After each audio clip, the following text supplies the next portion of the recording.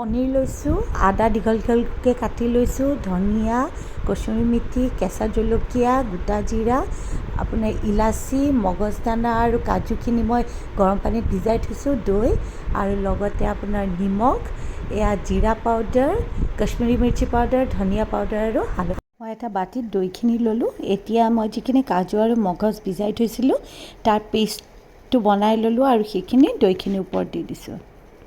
এতিয়া লগতে মই ধনিয়া পাউডাৰ 1 চামুচ, লগতে হালধি আৰু অকণমান নিমখ দি দৈখিনি ভালকৈ ফেটি লৈছোঁ। পনীৰখিনিত নিমখ দিলোঁ, হালধি দিছোঁ, আপোনাৰ জলকীয়া পাউডাৰ, জিৰা পাউডাৰ আৰু ধনিয়া পাউডাৰ দি পেলাই মই এইখিনি ভালকৈ মিলাই ল'ম। মই কেৰাহী বহালোঁ, ইয়াত মই অলপমান ৰিফাইন তেল দিলোঁ আৰু এতিয়া মই ইয়াত পনীৰৰ পিচখিনি ভালকৈ ভাজি ল'ম। বেছি ৰঙাকৈ নাভাজিব, অলপ অলপ ভাজি ল'লে হ'ল। মই 2 মিনিটমান সময় পনীৰখিনি ভালকৈ ভাজি লৈ এয়া মই পনীৰখিনি নমাই দিলোঁ। তাৰপিছত মই কেৰাহীত তেল দিলোঁ। মই ৰিফাইন তেল ব্যৱহাৰ কৰিছোঁ।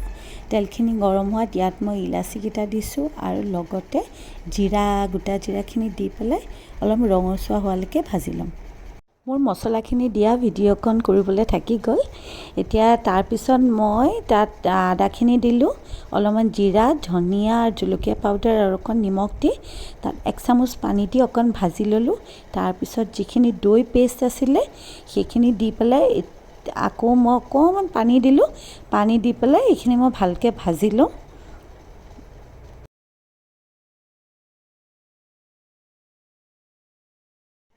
পাঁচ মিনিটমান সময় মই ভাজি ল'লোঁ আৰু অলপমান ইয়াত পানী এড কৰিলোঁ।